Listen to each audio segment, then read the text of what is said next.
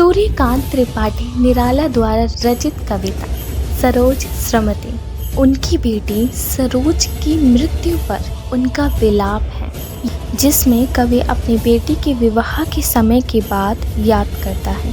अपनी स्वर्गवासी पत्नी के बाद बेटी की शादी करते हुए निराला कहते हैं कि यह शादी पूरी तरह से नई और अनोखी है। संस्कारों के समय माँ अपनी पुत्री पर कलश का जल डालते हैं, किंतु पिता यहाँ अपनी बेटी को माँ की भूमिका में स्नान करा रहा है। इस अनोखी शादी में बेटी कलश से स्नान करते हुए पिता को निहारती है और मंद मंद मुस्कुराती है। जब वो मुस्कुराती है तो उसके होठों में लगता है मानो बिजली चमक उठी हो। हृदय में स्पंदन भरे सुंदर छवि उभर रही है।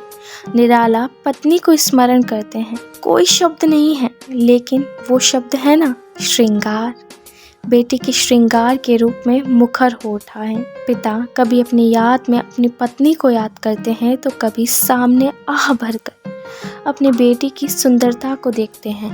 कैसे अंग अंग में उसके एक स्तब्ध कर देने वाला विश्वास है। बेटी की आंखों में आलोक उतर आया है और माँ की याद में बेटी के होठ थर थर काँप रहे हैं। निराला ने अपनी ही बेटी को नवीन रूप में देखा।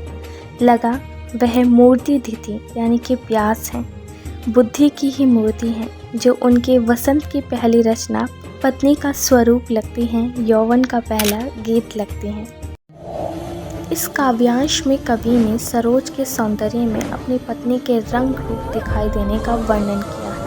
इसमें कवि द्वारा पुत्री के अत्यंत सादगी भरे विवाह को भी चित्रित किया गया है। कवि अपनी पुत्री से कहता है कि मैंने अपनी रचनाओं में सौंदर्य के जिस निराकार भाव को अभिव्यक्त किया था, वही भाव तुम्हारे रूप में साकार हो उठा है।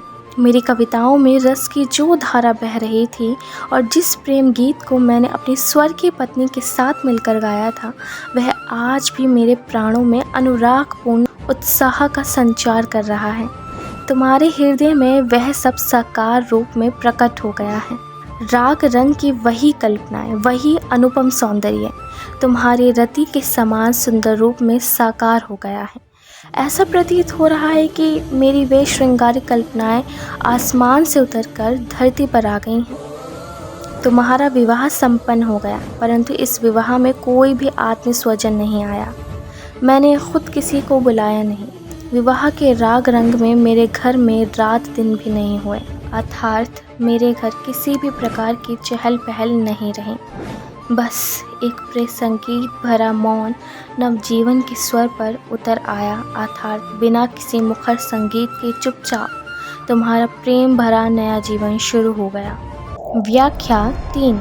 इन पंक्तियों में कवि ने अपनी पुत्री सरोज के विवाह के बाद उसकी विदाई का वर्णन किया है। ससुराल में कुछ दिन बिताने के बाद सरोज के वापस अपने नानी के घर आने तथा नानी की गोद में ही मृत्यु को वरण करने का वर्णन भी इसी काव्यांश में हुआ है। कवि अपनी पुत्री को संबोधित करते हुए कहता है कि तुझ मात्र विहीन, यानी कि बिन माँ की, को मैंने एक माँ की सभी शिक्षाएं दी। तुम्हारे विवाह के बाद मैंने ही अपने हाथों से तुम्हारी पुष्प सेज संवारी थी।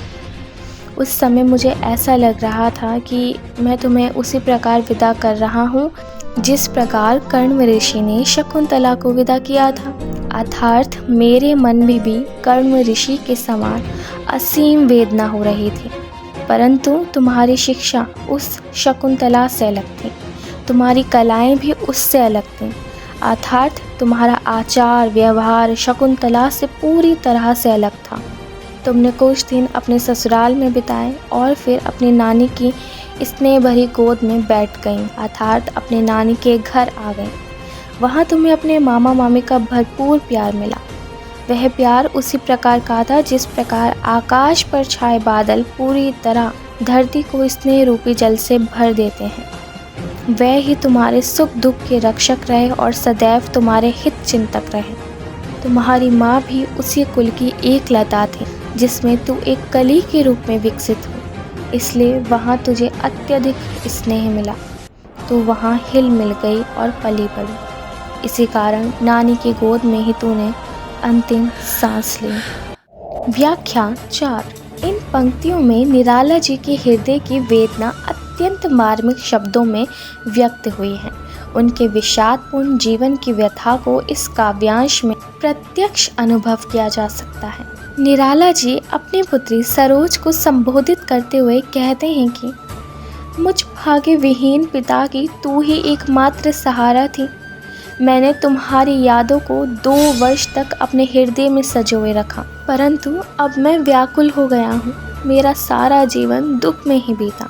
मैं अपने दुख की उस कथा को इस कविता में प्रकट कर रहा हूँ, जिसे मैं आज तक कह नहीं पाया। अपने धर्म पर अडिग रहते हुए मेरे इस कर्म पर वज्रपात भी हो जाए, तब भी मेरा सिर इसी मार्ग पर झुका रहेगा। अर्थात कितने भी घोर विपत्ति आ जाए, परंतु मैं अपनी व्यथा कथा को अभिव्यक्त करने के मार्ग से विचलित नहीं होऊंगा। यदि अपने कर्तव्य और धर्म का पालन करते हुए मेरे सभी सत्कार्य कमल दल की भांति नष्ट भी हो जाए, तो भी मुझे चिंता नहीं है। हे पुत्री, मैं अपने विगत के समस्त पुण्य कर्मों को तुझे अर्पित कर तेरे प्रति अपनी हार्दिक श्रद्धांजलि व्यक्त करता हूँ।